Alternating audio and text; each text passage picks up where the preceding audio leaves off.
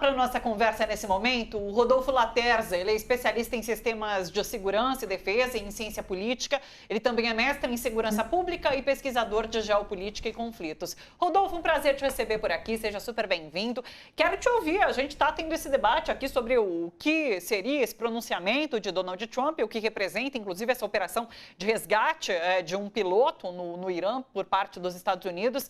Queria te ouvir, seja bem-vindo, bom dia. Bom dia a todos. Satisfação. Muito obrigado por aqui estar. A chamada Operação Fúria Épica, estabelecida pelo governo Trump, na verdade, é uma operação que é dentro de uma coalizão e uma coligação do governo de Netanyahu com Trump, refletindo uma forte influência por parte de Netanyahu sobre o chamado núcleo duro do governo Trump.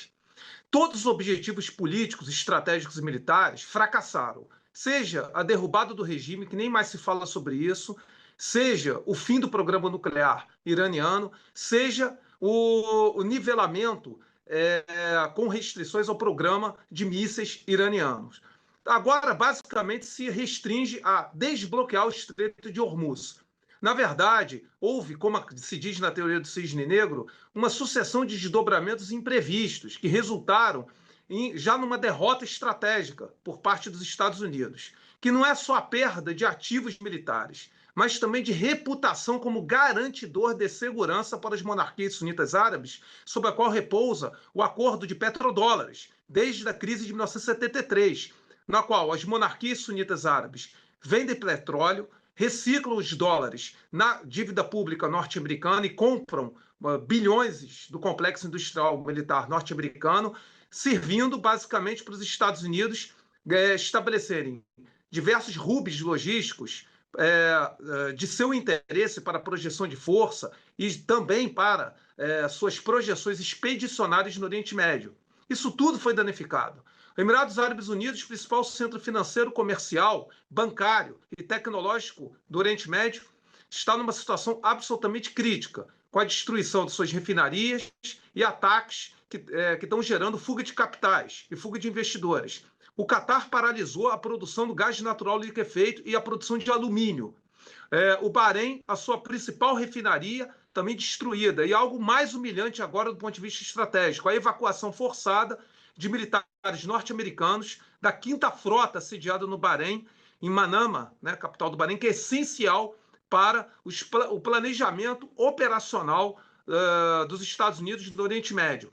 Temos também um outro fato que ninguém está analisando, o recuo forçado da frota de superfície da Marinha norte-americana, que é essencial para sua projeção de poder, em relação ao litoral iraniano, ao próprio Golfo Pérsico e ao próprio Estreito de Hormuz, na qual qualquer operação da Marinha norte-americana seria extremamente arriscado, por causa da estratégia assimétrica do Irã de promover uma guerra de litoral com negação de acesso, através do uso de mísseis antinavios e também de drones de superfície, drones subaquáticos e também lanchas, porta-mísseis e lanchas kamikaze, as quais pouco foram atingidas.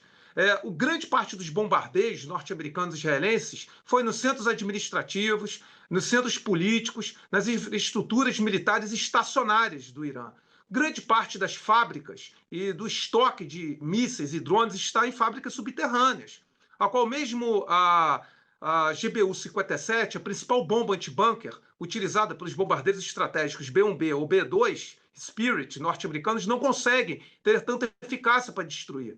Aí, no caso, em relação ao resgate, foi muito bem aí explicado por vocês, porque a mídia corporativa mainstream, ela trabalha em conformidade para se criar, digamos, uma modulação cognitiva no espectador. O que eu quero dizer com isso? Criar uma justificativa sempre de vitória, até perante uma derrota tática ou estratégica, para a supremacia ocidental definida pelos Estados Unidos. Isso é nocivo até para o próprio acidente coletivo estabelecer, abre aspas, os seus valores. Porque a longo prazo, a médio e longo prazo, a verdade vem à tona. E essa operação de resgate foi um verdadeiro desastre tático. Em 48 horas foram 12 aeronaves perdidas.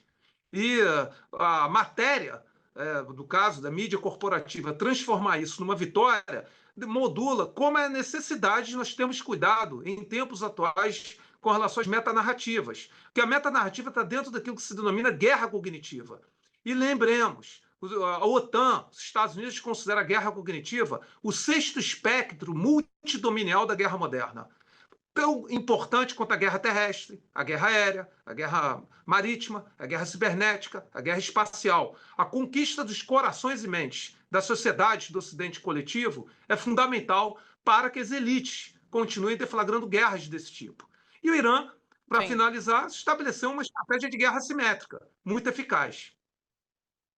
Professor, vou passar para a Laura Capiglione, Eduardo Castro comigo aqui no estúdio para apontamentos e questionamentos, tá bom, Laura? Bom dia, professor. Obrigada pelos esclarecimentos tão importantes.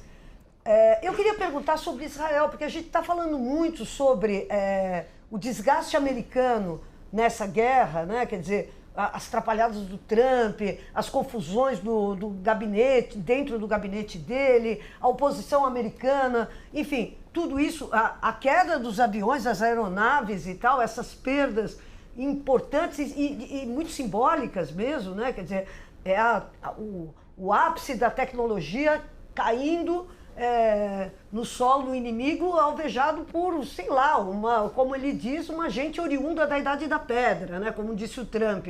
Claro que a gente sabe que não é isso, a gente sabe que o Irã é o país que tem mais engenheiros per capita do mundo, mas é essa a narrativa dele. Mas eu queria perguntar sobre Israel, porque Israel está sendo fortemente atacado, tanto pelo Irã quanto pelo Hezbollah. Enfim, são ataques que vêm de duas frentes opostas.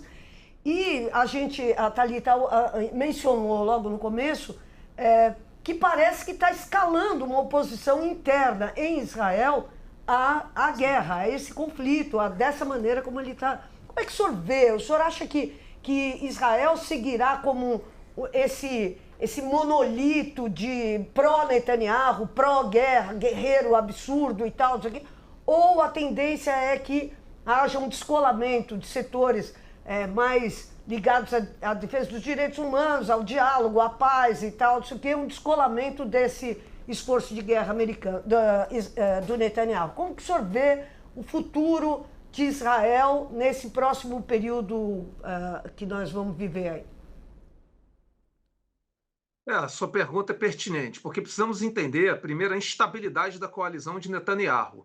Netanyahu, ano passado, sobreviveu a uma moção de desconfiança por poucos votos no Knesset, no parlamento israelense. E precisamos lembrar que até 7 de outubro de 2023, diante do ataque, né, do Hamas e das facções palestinas de Gaza, o governo Netanyahu era extremamente instável, havia um indiciamento por parte da Procuradoria-Geral do Ministério Público de Israel e a sua reforma judicial, na qual ele indicaria diretamente os ministros da Suprema Corte, estava levando a protestos contínuos na sociedade israelense. Chegaram a ter protestos de 500 mil pessoas. Precisamos entender também que a guerra contra o Hamas uniu a sociedade israelense, pelo menos nos 2 primeiros anos, assim como a guerra contra o Hezbollah. Só que a continuidade de diversas frentes de guerra permanente, que é essencial para a sustentação da coalizão de Netanyahu, já dá sinais de desgaste, por vários motivos. Israel teve cerca de 125 mil a 150 mil emigrantes, na maioria qualificados, indo para o Chipre ou para outros países, inclusive para a Rússia. Israel tem fechamento significativo de pequenas e médias empresas. As startups tecnológicas, do qual dependem investimentos estrangeiros, estão fechando. Então, a instabilidade econômica e social está começando a pressionar a coalizão de Netanyahu. E a sua estratégia de guerra permanente, a qual depende continuamente de provisão e suporte estrangeiro, notadamente dos Estados Unidos, ela, no caso, tem limites. Tem limites. Aí, vamos lá, em relação à guerra do Irã. Israel depende muito de ataques aéreos, tentou promover a mesma estratégia da guerra de 12 dias de junho passado, promovendo uma supressão máxima das defesas antiaéreas iranianas e ataques de decapitação. Só que o IRGC, o Corpo de Guarda Revolucionários Islâmica do Irã, estabeleceu uma estratégia de defesa em mosaico, descentralizando as unidades operativas, que tem, digamos, uma certa estrutura horizontal de comando para continuar retaliando naquela estratégia da guerra até o último míssil. Então, a estratégia em si, ela não foi funcional por parte de Israel. E, apesar de Israel estar sofrendo muitos ataques em Haifa, inclusive com o Hezbollah, que me surpreendeu, acho que surpreendeu a muitos, com melhor capacidade de combate e adotando uma estratégia de guerra assimétrica relativamente eficiente quando comparada a antes, é importante destacar que o governo Netanyahu ainda continua pressionando Trump a dar continuidade à guerra e a dificultar qualquer acordo de paz. Então, temos que entender a forte influência de Netanyahu sobre o governo Trump. E lembrando que, se a coalizão de Netanyahu cai, ali haverá forte investigação e um forte contrabalanço das instituições israelenses. Que é importante aqui destacar, as instituições israelenses elas não são unificadas em relação a certos pensamentos políticos. Israel tem profundas contradições, parte dos judeus ultra-ortodoxos não aguentam mais essas guerras, parte da sociedade mais liberal, laica, também não suporta mais essas guerras, e há muito protesto. Basta ler o Haaretz israelense, as críticas no Jerusalém Post e na própria mídia israelense, e a pressão também sobre a oposição israelense que atualmente há a pretexto da guerra. Aliás, a Laura comentou sobre essa manifestação que eu chamei no início do jornal. Deixa eu trazer mais detalhes em relação a ela. A polícia de Israel reprimiu com violência um protesto contra a guerra no Oriente Médio nesse final de semana. Pelo menos 17 participantes foram presos. O protesto foi organizado por grupos pacifistas em crítica à guerra contra o Irã e à política do governo de Benjamin Netanyahu. Entre os detidos estão o ativista Alon Lee Green, um dos líderes do movimento que defende o fim do conflito e a coexistência entre israelenses e palestinos. Essa manifestação foi interrompida por alerta de míssil iraniano que obrigou manifestantes e policiais a buscarem abrigo. Tá aí, então, as imagens para vocês. Edu. Eu vou aproveitar essas imagens para perguntar para o professor sem diminuir de qualquer maneira o esforço militar que é feito pelo Irã, mas vai ser dentro dos Estados Unidos, como a gente viu no fim de semana passado, a quantidade de manifestações que não eram exatamente contra a guerra, mas eram contra o rei, né? Eram contra o presidente Trump, consequentemente, sobre as decisões que ele toma. E nesse final de semana já há um aumento de pressão dentro de Israel. Vai ser dentro dos dois países que essa guerra vai acabar, ou o senhor acredita num prolongamento militar independentemente disso? Posso complementar? Bom, sim. Eu só queria complementar. Eu queria que o senhor falou vários fatores que preocupam o Netanyahu. E eu queria perguntar para o senhor, porque uma das coisas que a gente tem comentado aqui é que os Estados Unidos não ousam pôr os pés no território iraniano, a não ser com os marines e tal, mas assim, é uma coisa, operações localizadas. Já Israel está com milhares e milhares de soldados em solo, lá no Líbano, no sul do Líbano. E está sentindo o tranco. Quer dizer, você tem os tanques, aqueles tanques, as carruagens de fogo lá do exército de Israel sendo explodidas em campo. E a boca pequena, muitos amigos judeus que tenho aqui falam sobre as perdas de Israel num campo de batalha. Feridos, mortos, gente que chega perturbada, que tem... Enfim... Eu queria que o senhor, por favor, comentasse o peso dessas operações de guerra, porque os judeus estão no campo de batalha e os americanos ainda não estão. Então, para eles, essa guerra de atrito aí com o Hezbollah deve estar sendo muito dura, fora as perdas no próprio território de Israel. Então, eu queria que o senhor falasse um pouquinho também sobre esse peso das perdas humanas. Quem está lá ali na frente do Irã e na frente do Hezbollah é Israel, não é os Estados Unidos. Então, eu queria que o senhor falasse sobre o peso dessas mortes, desses feridos, desse drama na política do Netanyahu. Perfeito. Respondendo à primeira pergunta do Castro, sobre a situação dos Estados Unidos. Apesar, logicamente, de muita infraestrutura militar, econômica, energética iraniana ter sido destruída, danificada, atacada, não podemos aqui esquecer das perdas substanciais que levarão uma década pelo menos, para o Irã conseguir se reerguer. Dentro da estratégia de resiliência coletiva, o Irã busca, justamente como eu falei, estabelecer uma vitória estratégica, não havendo a implosão do regime iraniano e, basicamente, não permitindo os Estados Unidos atingir qualquer dos objetivos políticos, militares e estratégicos. Isso agrava a instabilidade política, social e econômica nos Estados Unidos. Precisamos destacar que o custo do galão do combustível ao consumidor final nos Estados Unidos está crescendo, o custo de vida continua aumentando, os Estados Unidos já é um processo, tá? Não é de agora, das intituladas economias avançadas, países avançados, é o que mais sofre desigualdade social e população abaixo da linha da pobreza. Basta ir nas cidades norte-americanas, o chamado American Way of Life já é desconsiderado por vários analistas nos Estados Unidos, e tudo isso, portanto, leva a uma crescente estabilidade econômica e social no país. O MAGA, o Make America Great Again, que foi a base da eleição de Trump, está rachado. Basta ver o jornalista Tucker Carlson, alguns republicanos congressistas absolutamente insatisfeitos com a forma de condução dessa guerra. A demissão do Pete Hegseth, chefe do Pentágono, né, secretário de guerra, de 12 generais, é algo inaudito, inédito, nem no Vietnã houve isso, ou na Guerra da Coreia. É algo muito sério isso, porque desestabiliza a cadeia de comando.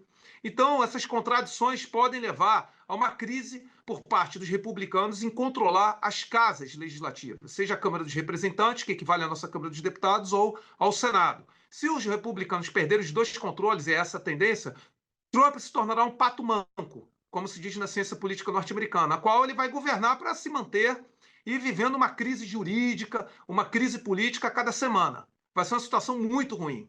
Outro ponto, na sua pergunta sobre Israel. Israel não tem profundidade estratégica. Precisamos aqui entender o que é o conceito de profundidade estratégica. Pequeno território, população limitada, muito dependente de imigrante. Por exemplo, são 1,5 milhão de israelenses oriundos da Rússia e dos países da antiga repúblicas soviéticas, que tinham ascendência jurídica, que na lei do retorno voltaram. Portanto, é uma população, até certo ponto, não tão apegada aos valores judaicos. E isso cria muitas instabilidades e contradições. E temos os judeus ultra-ortodoxos que compõem 13% da população que não podem ser recrutados. Tem aquela questão da crise econômica que eu falei. E essa guerra de atrito que você mencionou, ela atualmente é uma guerra de atrito de caráter insurgente, não convencional. O Hezbollah cometeu um erro em 2023 e 2024, que foi entrar numa guerra de atrito convencional. Agora o Hezbollah remodelou suas configurações táticas operacionais e estabeleceu uma guerra de atrito insurgente. Da seguinte forma, grupos móveis promovem emboscadas através de drones FPV, ou seja, drones de primeira visão, drones kamikaze e sistemas antitanque contra as colunas blindadas israelenses e contra os comandos israelenses, infligindo baixas. Consequentemente, Israel está tendo uma dificuldade muito grande de estabelecer a chamada zona tampão no sul do Líbano e afastar as forças do Hezbollah até o rio Litani. E isso é muito difícil, porque também tem a complexidade do terreno, limitação de efetivo por parte de Israel. Numa guerra insurgente, você só depender de guerra aérea não dá. Você precisa botar tropa no terreno, fazer operações de fatiamento, delimitar a área, estabelecer zonas de segurança. Isso leva tempo e, consequentemente, leva desgaste. Daí, justamente, o testemunho de muitos ex-soldados israelenses, veteranos israelenses, que compõem esses grupos de pacifistas. As pessoas se esquecem. Só para concluir, muitos pacifistas são ex-militares israelenses. Perfeito. Deixa eu trazer mais informações antes de repente, vamos ver se dá mais uma rodada, pelo menos algumas perguntinhas. Israel ampliou os ataques ao Líbano com bombardeios no sul e em áreas de Beirute, antes consideradas seguras. A ofensiva inclui alvos civis e infraestruturas, com mortes registradas em cidades ao sul do rio Litani. Nessa região, Israel começou a demolir vilarejos e ampliar a ocupação militar. Segundo Israel, essas casas estão sendo destruídas para eliminar ameaças na fronteira. O plano prevê a manutenção de tropas israelenses em uma zona de segurança dentro do território libanês. Integrantes do governo israelense já ventilaram a possibilidade de anexação da região. A destruição de pontes e estradas tem isolado comunidades, dificultado o acesso à ajuda humanitária. Mais de 1 milhão de pessoas foram deslocadas em meio a essa escalada da ofensiva terrestre e ataques aéreos. As imagens são realmente chocantes. São vilarejos inteiros sendo completamente destruídos. Está aí na tela para vocês. Mais informações, Donald Trump afirmou neste domingo que os Estados Unidos enviaram armas a grupos de oposição durante protestos no Irã. A declaração reforça a narrativa de que Teherã teriam tido essas manifestações com apoio externo. Segundo Trump, o envio teria sido feito por meio de grupos curdos antes do início dos ataques militares. Organizações curdas negaram ter recebido armamento e analistas questionam a confiabilidade das falas do presidente americano. Os protestos, que começaram por crise econômica, terminaram após a perda de força e repressão do governo iraniano. Professor, eu queria te fazer uma pergunta, assim, bem leiga realmente, sabe, em relação a essa operação de resgate desse piloto no Irã. Porque, assim, o que significa essa operação para além da construção de narrativa de guerra, de uma suposta vitória na guerra? Porque o que te leva a salvar? É uma estratégia militar você ter algo assim para salvar uma pessoa que cai em território inimigo? Ou, de fato, um esforço no sentido de você resgatar esse piloto para minimamente construir uma narrativa de que estamos protegendo os nossos cidadãos e botá-lo em vídeo falando sobre o quão dura foi essa realidade que ele viveu ali depois de ter caído? Porque me parece que é um esforço demasiado grande para você salvar uma pessoa e perder o quê? A mídia iraniana fala em 12 aeronaves que caíram, e a gente está dando aqui 4, porque oficialmente são 4. Mas foi realmente, assim, um desastre completo. Faz parte de uma estratégia militar você dispor desse aparato militar para salvar uma pessoa? A sua pergunta correlaciona-se com a questão dos aspectos psicossociais das guerras de acordo com determinada sociedade, determinado Estado-nação. A sociedade norte-americana é muito sensível a ver digamos, na mídia mundial, um piloto seu sendo capturado e levado como troféu. As baixas norte-americanas é um tabu na sociedade norte-americana. Por isso que há uma verdadeira censura e ocultação do número de baixas reais. Então, o que acontece? As operações de busca e salvamento feitas por parte dos comandos norte-americanos para resgatar um piloto obedecem a essa lógica psicossocial que norteia a sociedade norte-americana. Daí esse esforço tático e operacional enorme, justamente para impedir que o piloto fosse capturado e se transformasse num troféu. Aliado ao fato, né, de mostrar também para a sociedade norte-americana uma capacidade de projeção no terreno por parte das forças norte-americanas. Só que deu tudo errado. Então, uma crise de imagem seria pior ainda para o governo Trump. Daí esse esforço militar significativo. Lembremos o seguinte, não sei se vocês se lembram, a crise dos resgates dos reféns da Embaixada dos Estados Unidos em 1979, em 1980, ela resultou no comprometimento da eleição de Jimmy Carter. Consequentemente, isso prejudicou consideravelmente o aspecto político das eleições nos Estados Unidos naquela época. Isso portanto, uma amostra de como isso prejudica sensivelmente os Estados Unidos. Essa operação de resgate pode ter sido, de alguma forma, uma operação terrestre dos Estados Unidos para implantar uma base ali em território iraniano? Eu vi essa análise ventilando também aqui nas redes, ou não, na sua avaliação? Existe essa hipótese de ter sido uma tentativa de formar uma cabeça de ponte, que foi uma área relativamente próxima a um complexo nuclear de Isfahan, no Irã, para se formar uma microcabeça de ponte para aí tentar justamente uma operação de assalto e de interdição desse complexo nuclear. Porém, desculpa, seria algo teratológico e suicida, que até me questiona o nível de racionalidade de quem planejou isso. Porque ali é uma área pesadamente defendida pelos Basij iranianos, né, as forças, né, de milícias populares do Corpo de Guarda Revolucionária Islâmica do Irã. E é uma área tribal, a qual conhecer ali a região demanda muita profundidade e infiltração no terreno. Não é simplesmente colocar e achar que vai ser uma cena cinematográfica, uma realidade de resgate do soldado Ryan que vai dar certo. E, lamentavelmente, a Silvia, né, falou muito bem. A cinematografia... Laura, desculpa, Laura, me perdoa, viu? Eu não esquecerei seu nome mais. Laura, Falou muito bem. A cinematografia ocidental, hollywoodiana, produziu na mente de milhões, talvez bilhões, a imagem de que o combate urbano é como Braddock, o Comando, como Rambo, ou como o Resgate do Soldado Ryan. A realidade é absolutamente diferente. Eu sou veterano de operações especiais. É absolutamente diferente. É diametralmente oposto à realidade. Você muitas vezes não consegue nem ver o seu adversário num tiroteio ou num confronto. Então, e principalmente hoje em dia, que a guerra ela é muito dependente de operações de armas combinadas, com utilização de drones, sistemas de reconhecimento, etc. O soldado ele é programado para fazer a progressão no terreno dentro de todo um conjunto de inteligência. Então, é uma guerra muito tecnológica.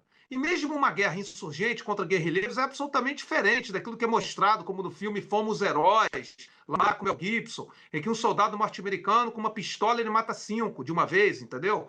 Não é assim que se define o combate na realidade. Então, isso produz realmente um imaginário a qual os próprios Estados Unidos se tornaram refém disso. Porque tem que provar que é assim para a sua sociedade. É aquilo que eu falei dentro da guerra cognitiva. As operações psicológicas, muitas vezes, acabam prejudicando quem as define. Perfeito. Professor, Questões. posso fazer? O senhor acabou de citar o 79-80, né? 444 dias de sequestro na embaixada em Teherã. Por um acaso, talvez não por um acaso, esse troço passa para nós o que a gente acaba querendo ver, né? Eu assisti 2 documentários nesse final de semana sobre o resgate, o sequestro. E os Estados Unidos só levou pancada naquele episódio. Só levou pancada. Primeiro, em fevereiro, eles tinham tido uma tentativa de invasão da embaixada que quase aconteceu. Depois de novembro, ela aconteceu. São 444 dias que os americanos acreditavam, como agora na guerra, que iam ser 4 ou 5 dias. Né? E o acordo foi... O Irã tinha tão controlada a questão do acordo, depois, como também está acontecendo agora foi o Paquistão, naquela época foi a Argélia, que foi o negociador que conseguiu entrar com alguma espécie de argumento perante, na época, o Ayatollah Khomeini, e o controle do Irã com relação àquilo foi tão grande que a liberação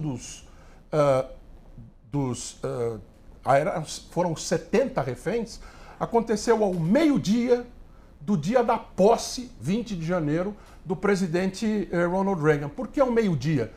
Horário de Washington. Porque meio-dia que começa o mandato. Lá não é meia-noite, lá começa ao meio-dia. Então, a simbologia era o presidente anterior não conseguiu libertá-los e o presidente futuro não quero nem conversar.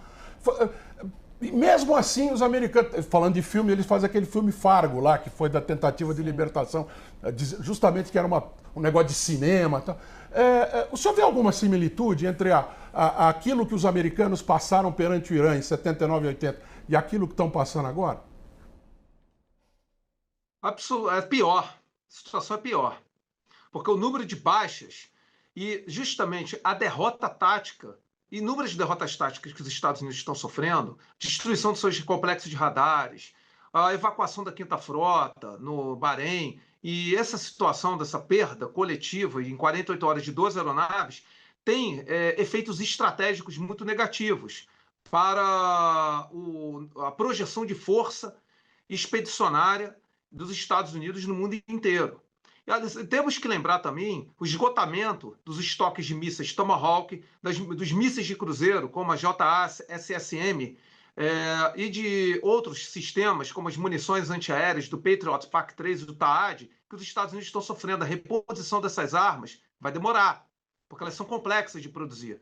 Então, o efeito é muito pior estrategicamente. Agora, é importante aqui frisar, você falou da questão do desastre que foi a operação de resgate dos reféns em 1980. E isso levou, como eu falei, a uma crise do governo Carter, ao ponto que ele não concorreu à reeleição, dando a cadeira justamente para Ronald Reagan. Exatamente, na mídia e tal, e também na sociedade norte-americana. Haverão, porque os Estados Unidos têm também uma mídia independente, precisamos aqui destacar. Então, setores, né, que são uma mídia alternativa. Então, haverá, sem dúvida alguma, documentários a médio prazo mostrando o desastre que isso foi, o erro de planejamento, de coordenação e de execução. Agora, eu queria também frisar o seguinte: o Irã não tem mínima confiabilidade nos negociadores norte-americanos e vamos entender nos aspectos da diplomacia, com razão. Olha só, nas reuniões de Omã, nas negociações de Omã, o Irã tinha abrido mão do programa nuclear, aceitava o enriquecimento num terceiro país. O Irã aceitou limitações ao seu programa balístico. O Irã aceitou, pasmem, discutir a posteriori, ou seja, depois, até mesmo um amortecimento das suas forças proxies, ou seja, que compõem lá o chamado resistência islâmica, o Hezbollah, os Houthis, etc. Buscar uma acomodação, um alinhamento diplomático com o Ocidente. O presidente iraniano, Pezeshkian, ele é um pragmático que foi eleito buscando um alinhamento com o Ocidente. A primeira coisa que ele fez quando foi eleito foi tentar esse alinhamento. Ele buscou, depois da Guerra de 12 Dias, não um alinhamento com Rússia e China. Ele foi se reunir com França, Reino Unido e Alemanha e saiu de lá humilhado. O que acontece? Depois das negociações de Omã, que estavam bem construídas, quase que finalizadas, começa a sofrer esse tipo de bombardeio, não há confiabilidade.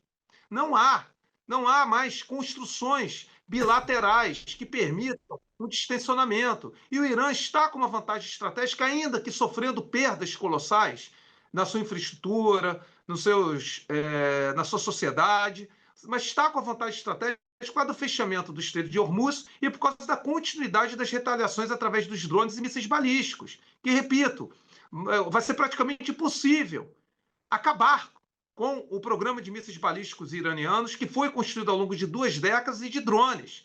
As pessoas querem rebaixar as capacidades tecnológicas do Irã.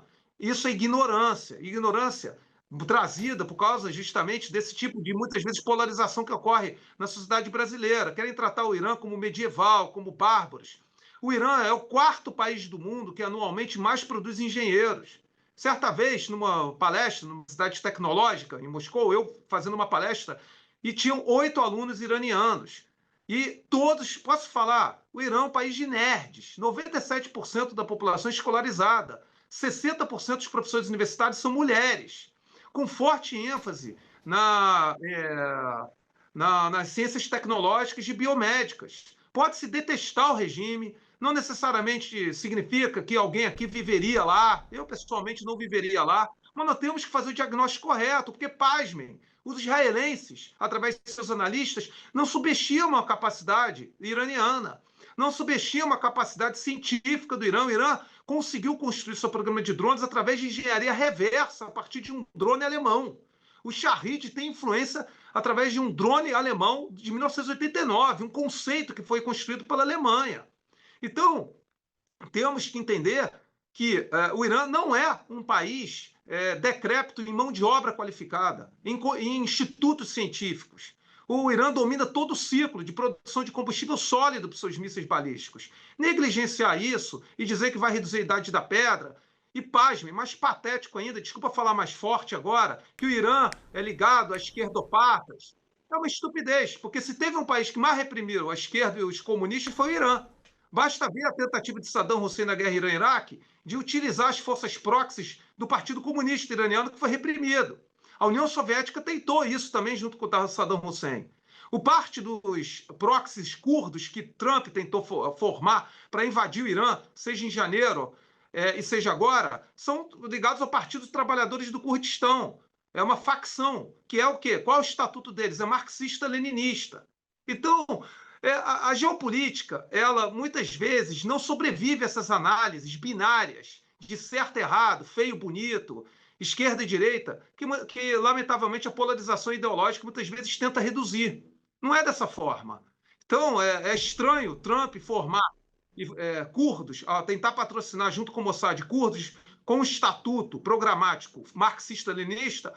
Para a geopolítica não é estranho, de jeito nenhum. Porque a geopolítica não leva considerações ideológicas, leva fatores de poder, território, projeção de força, interesses geoeconômicos que suplantam as narrativas e as ideias.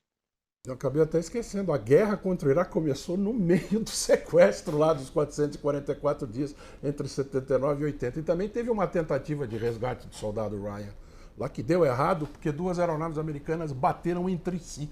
Morreram 8 americanos, ou 10 americanos, sem entrar sequer em combate para tentar recuperar os sequestrados da embaixada. 444 dias daquela vez. Professor Laterza, assim, agradecidíssima pela sua presença aqui com a gente. Foi muito esclarecedora a conversa. Agradeço mesmo, viu? Vamos manter contato para que você volte outras vezes para cá, para a gente continuar tendo essa ajuda para entender o conflito. Um grande abraço, até uma próxima. Um grande abraço, muito obrigado. Obrigado a você, obrigado aos comentaristas e meus cumprimentos. Uma honra estar aqui e, se convidado, irei vir. Muito obrigado. A honra foi nossa. Um abraço, professor. Até. Bacana.